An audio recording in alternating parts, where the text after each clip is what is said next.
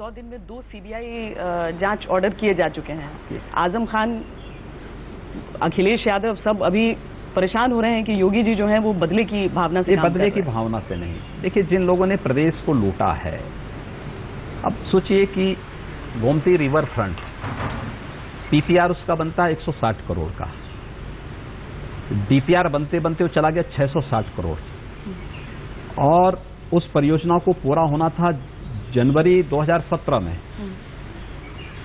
मार्च 2017 में हम लोग जब निरीक्षण करने के लिए वहां जाते हैं तो तब तक 60% कार्य, 24 उसमें कार्य संपन्न होने थे। 24 में से केवल 8 छोटे कार्य संपन्न हुए हैं, 8 छुए ही नहीं गए हैं, 8 अधूरे पड़े हुए हैं, और पैसा खर्च हो चुका है 1437 करोड़ रुपए। क्या है ये? लूट नहीं तो क्या है? इन सब मामलों में हमने तो इसलिए एक केंद्रीय एजेंसी को दिया है जांच। हम अपनी एजेंसी से जांच कराएंगे, लोग कहेंगे देखिए साहब दबाव, केंद्र भी तो आपका ही है। नहीं, केंद्र भाई, हम केंद्रीय एजेंसी से इसलिए दे रहे हैं जिससे ये आरोप न लग सके। सीबीआई के बारे में कहा जाता है निष्पक्ष है, तो कम से कम सीबीआई निष्पक्ष ही जांच कर लें। बहुत सारे मामलों में कहते हैं सीबीआई को दीजिए, हमने उसको दिया है। और मुझे लगता है कि ये और वक्त की संपत्ति आप अनुमान करेंगे, अगर उसकी पूरी जांच हो जाए तो ये लगभग 50,000 करोड़ से ऊपर की संपत्ति खुर्द-बुर्द हुई है, बेची गई है। अब इतनी बड़ी संपत्ति, जिस संपत्ति का उपयोग अल्पसंख्यक समुदाय के उत्थान के लिए हो सकता था, वहां पर लोगों को न्याय देने के लिए, उनको बुनियादी सुविधाएं देने के लिए हो सकता था, उनके शिक्षा और उनके रोजगार के लिए हो सकता था, वह व्यक्ति विशेष को इतनी बड़ी लूट करने की छूट मुझे लगता है कोई भी सभ्य समाज नहीं दे सकता है, और कोई भी लोक कल्याणकारी सरकार नहीं दे सकती। हमने चंद सवाल मंगाए थे अपने दर्शकों से जो सोशल मीडिया के जरिए, तो एक तो योगी जी पर जो आरोप है वो मैंने आपसे पूछा। इसके अलावा ये कहा जा रहा है कि आज की तारीख में भगवा ब्रिगेड की गुंडाई शुरू हो गई है उत्तर प्रदेश में। इसके उदाहरण भी आते हैं। देखिए, ऐसा कोई भी उदाहरण उत्तर प्रदेश के अंदर नहीं है, और मुझे लगता है कि अगर भगवा ब्रिगेड की गुंडाई होती तो आप भगवा कपड़ा पहन के मेरा इंटरव्यू लेने नहीं आते। ये लाल है। अरे उसी के साथ बढ़ता हुआ कदम है। और उसमें जब तिरंगे की बात होती है ना, तो उससे भी एक रंग आ जाता है जो हिंदुस्तान का ही रंग है। भगवा तो उसका एक कलर है। मैं इसीलिए भगवा ब्रिगेड बोल रही हूँ, क्योंकि हिंदू युवा वाहिनी के कार्यकर्ताओं को कहा जाता है, जो आपके खुद की प्रशिक्षण पाए हैं, वो अलग अलग अस्पतालों में जाके एक वॉलंटियर फोर्स की तरह जब काम करते हैं तो उसमें कई दफा उस लकीर को, सीमा को क्रॉस भी कर जाते हैं। ये शिकायतें क्या आप तक पहुंचती हैं? देखिए, ऐसा नहीं। देखिए, कानून को हाथ में लेने की छूट किसी को नहीं। सेवा का एक विस्तार है, आप उस विस्तृत क्षेत्र में कार्य करिए। प्रधानमंत्री जी ने स्वच्छ भारत अभियान की शुरुआत की थी 2014 में, और मुझे लगता है कि उत्तर प्रदेश के अंदर जब फरवरी मार्च में सर्वे हुए थे तो उत्तर प्रदेश का केवल एक शहर, जो 100 स्वच्छ शहरों में केवल वाराणसी 32वें क्रम में आया था, और 100 गंदे शहरों में 52 उत्तर प्रदेश के थे। तो मुझे लगता है कि इन सभी स्वयंसेवी संगठनों को, हम लोग तो इनको आह्वान बार बार किए हैं कि आप स्वच्छता अभियान के साथ जुड़िए, आप वृक्षारोपण के अभियान के साथ चलिए। अभी हम लोग स्कूल चलो अभियान का शुभारंभ किए हैं, इस अभियान के साथ आप जुड़िए। समाज में किसी अच्छे रचनात्मक अभियान के साथ आप लोग जुड़िए, साक्षरता के अभियान को आगे बढ़ाने के लिए जुड़िए, गरीब कल्याण के लिए की जाने वाली घोषणाओं के साथ आप लोग जुड़िए, लेकिन कानून को कोई हाथ में न लें। अगर कानून को किसी ने हाथ में लिया तो देखिए, कानून फिर उस मामले में कोई भेदभाव नहीं करेगा, पूरी सख्ती के साथ ऐसे तत्वों के साथ निपटने का कार्य करेगा, और वो हम लोग कर रहे हैं। ये छूट आपने दे रखी है पुलिस को? प्रशासन को खुली छूट है कि जहां पर कोई कानून के साथ खिलवाड़ करे, सख्ती के साथ उससे निपटिए। अगला आरोप आप पर लगता है ठाकुर राज लाने का, कि यादव राज गया, ठाकुर राज आया, अगड़ी जातियों के पक्ष में। और इसके पक्ष में जो कुछ आंकड़े कोट किए जाते हैं वो ये कि 75 अगर डीएसपी हैं तो उसमें 13 राजपूत, 20 ब्राह्मण, यानी अगड़ी एसपी। अगर अगड़ी जातियों को आप बढ़ावा दे रहे हैं आपके राज्य में, देखें ना, उसमें 21 तो ब्राह्मण है, 13 ही क्षत्रिय हैं, तो कहां से ठाकुर राज हो गया? एक दूसरा, हमारे यहाँ 8 जोन हैं, उसमें हमने एडीजी स्तर के अधिकारी रखे हैं, उसमें कितने हैं वो भी आपको देखना चाहिए। हमारे 18 रेंज हैं, उस रेंज में कितने अधिकारी ठाकुर हैं ये भी आपको देखना चाहिए। आप कह रहे हैं ये मिसलीडिंग आंकड़े हैं। देखिए, जो जिसके पास, देखिए जो लोग बेरोजगार हो गए उनको कुछ तो बोलना है। हमारी किसी एक कार्रवाई को तो बताएं कि जिसमें उनको लगता हो कि ये जाति से प्रेरित हो, जिसमें पूर्वाग्रह से ग्रसित हो। एक भी हमारा विरोधी भी इस प्रकार का आरोप नहीं लगा सकता। अब स्वाभाविक रूप से जिन लोगों ने ट्रांसफर पोस्टिंग को एक उद्योग बना दिया था, एक धंधा बना दिया था, हम लोगों ने सचिवालय में ऐसे सभी दलालों की आवागमन रोक दिया है। हम लोगों ने स्पष्ट कहा है कि प्रशासन के कार्य में हस्तक्षेप किसी का नहीं होगा और प्रशासन को गुण दोष के आधार पर कार्रवाई करनी होगी। जो कार्य नहीं कर सकता है वे अपनी जवाबदेही तय कर लें और उनकी जवाबदेही भी तय हो रही है। दंगा नहीं हुआ आपके राज्य में? नहीं हुआ। लेकिन सहारनपुर हिंसा को आप किस श्रेणी में रखेंगे फिर? देखिए, सहारनपुर में एक जातीय संघर्ष पैदा करने का प्रयास हुआ था। इसके पीछे वे तत्व हैं जो अब तक की अनैतिक और अवैध गतिविधियों को यहाँ पे प्रश्रय देते थे, उसमें संलिप्त थे। खासतौर से खनन माफिया सहारनपुर का एनजीटी और सुप्रीम कोर्ट कब से कह रहा कि उसको रोको रोको, लोग रोकते नहीं थे क्योंकि उसको सत्ता का संरक्षण प्राप्त था। तो इसके पीछे उन खनन माफियाओं का हाथ था।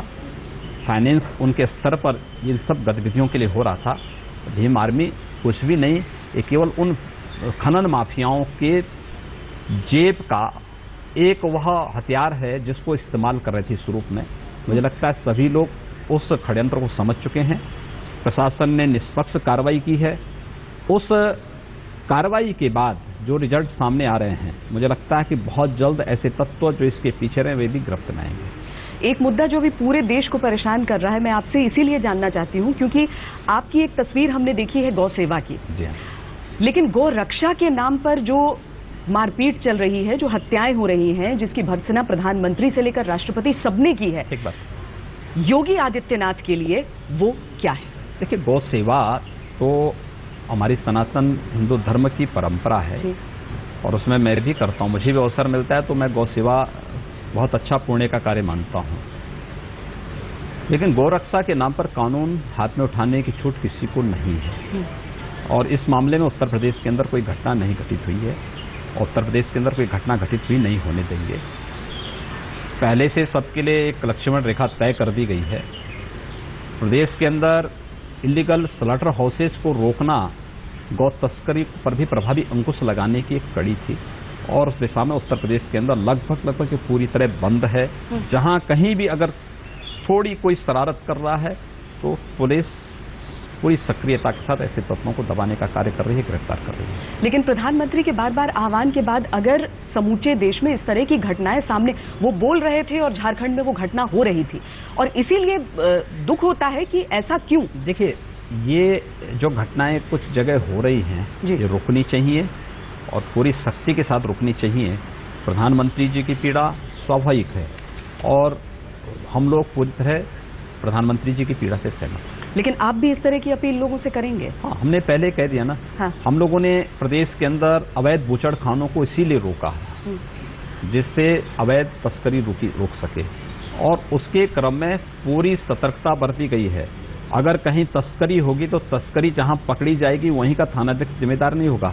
जहां से चला था जहां तक, ये सभी लोग उस रूट से जुड़े हुए लोग क्या कर रहे थे इसकी भी जवाबदेही तय करेंगे। यानी सरकार को भी अंकुश लगाना होगा और भीड़ को खुद पर नियंत्रण रखना होगा। देखिए, कानून को कोई हाथ में न ले। अगर प्रशासन संवेदनशील है, संजीदा है, तो फिर आप प्रशासन से और शासन से अपनी बात कहिए। अगर वो कार्य नहीं करता है तो आप बोलिए, लेकिन अगर वह कार्य कर रहा है, स्वयं सक्रिय होकर कार्य कर रहा है, मैं कह सकता हूं, देखिए, पुलिस के पास, प्रशासन के पास कोई ऐसा तंत्र नहीं कि उसको मालूम हो कि इस समय ही तस्करी होगी। और अगर आप सड़क पर खड़ा होकर के उनको एकदम तलाशी करने के लिए छोड़ देंगे तो बहुत बार उसमें वसूली की भी शिकायतें आने लगती हैं। लेकिन अगर आपको लगता है ये घटना घटित हो रही है, इस प्रकार की कार्रवाई, और आप शिकायत करिए, कोई सुनवाई नहीं होगी तब आप बताइए। अगर आपको लगता है कि यहाँ पर इलीगल गतिविधियां संचालित हो रही हैं, कार्रवाई नहीं होगी तो आप बताइए। और प्रशासन स्वयं सतर्क है।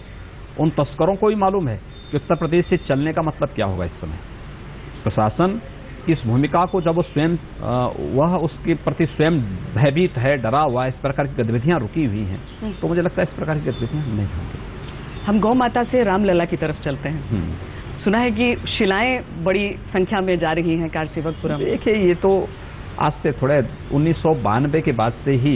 लेकिन अब उम्मीद तो जग गई है लोगों की, बढ़ गई है। उम्मीद जगना तो अच्छी बात है। 2019 से पहले मंदिर बन जाएगा? देखिए, मैं अयोध्या गया था, 31 मई को मैं अयोध्या में था, और मैंने तो अयोध्या में दोनों पक्षों से अपील की है कि सरकार, इसमें कोई पार्टी नहीं है, अगर दोनों पार्टियां मिल करके कोई संवाद से समस्या का समाधान कर दें तो मुझे लगता है कि देश के सौहार्द के लिए इससे अच्छा उदाहरण दूसरा नहीं हो सकता। मिलकर ही फैसला निकलेगा इसका? देखिए, ये तो भगवान राम ही जाने क्या होना है, लेकिन समस्या का समाधान एक समय के बाद जरूर होगा। अयोध्या से आप चुनाव लड़ेंगे, ऐसी भी बातें सुनने में आ रही है। देखिए, चुनाव लड़ने का मेरा कोई वो नहीं है, प्रधान पार्टी जहां मुझे कहेगी मैं वहां से चुनाव लड़ूंगा। सत्ता की कुर्सी पर बैठे हुए 100 दिन, एक योगी के लिए एक मुख्यमंत्री होना कितना रास आया? देखिए, हमारी साधना का हिस्सा है ये।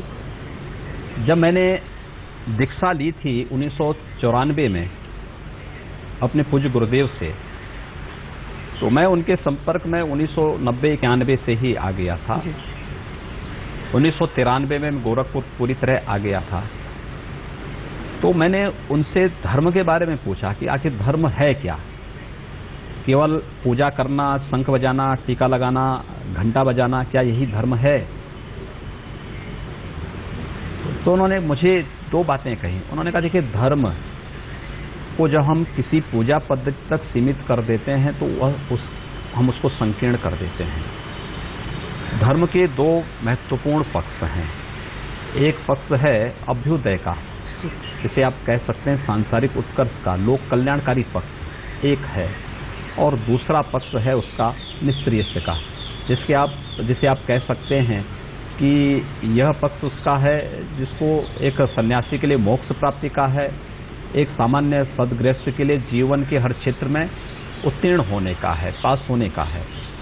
तो हम लोगों के लिए, मेरे लिए एक सांसारिक उत्कर्ष का, लोक कल्याणकारी पक्ष का, धर्म के पहले पक्ष को लेकर के मैं चल रहा हूँ। इसमें मुझे इस मंच के माध्यम से उस लोक कल्याणकारी कार्यक्रम को आगे बढ़ाने का प्रयास, एक मौका मिला है कि जिसमें हम लोग बिना भेदभाव के प्रदेश के अंदर 22 करोड़ लोगों तक कल्याणकारी योजनाओं को पहुंचा सकें।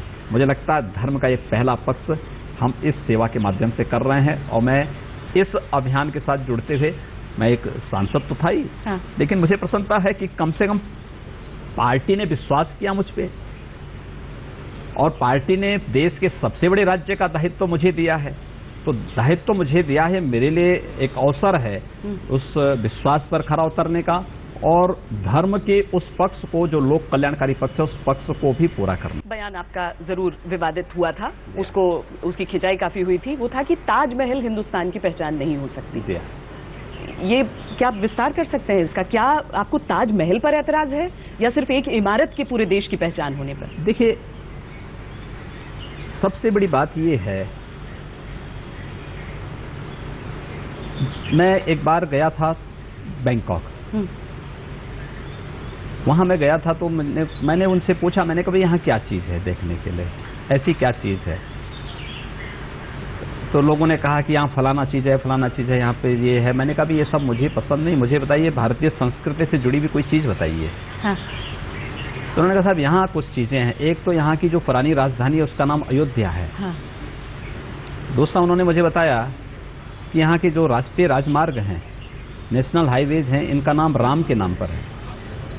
तीसरा उन्होंने मुझे बताया कि यहाँ का जो ग्रैंड पैलेस था, पुराना राजमहल था, वह रामायण को इन्होंने दान कर दिया है, राजा ने दान कर दिया। वहाँ पे थाई रामायण से चित्र उकेरे गए हैं पूरे राजमहल में। हाँ। फिर उन्होंने मुझे बताया कि वहाँ की पूरी व्यवस्था के बारे में बताया, तो मैंने देखा कि पूरा थाईलैंड भगवान राम से और भगवान बुद्ध से कितना आत्मीय संबंध रखता है। बनारस में मौजूद है, और इसीलिए प्रधानमंत्री की याद आ ही जाती है। उनका संसदीय क्षेत्र है। लगता है कि कहीं आप उनके स्वाभाविक उत्तराधिकारी के तौर पर देखे जा रहे हैं पार्टी में। देखिए, प्रधानमंत्री जी हम सबके आदर्श हैं, और भारतीय राजनीति ही नहीं बल्कि दुनिया की राजनीति के सामने विश्वसनीयता का एक ऐसा चेहरा, एक लोकप्रिय चेहरा, जिन्होंने भारत को तो एक दिशा दी ही है और दुनिया की राजनीति को एक दिशा दे रहे हैं। और स्वाभाविक रूप से जब भी हमें मार्गदर्शन का अवसर प्राप्त होता है, हम प्रधानमंत्री जी से मार्गदर्शन लेते हैं। जोगी जी किसी सवाल से बचते नहीं हैं। बहुत बहुत धन्यवाद आपका। बहुत बहुत धन्यवाद। नमस्कार।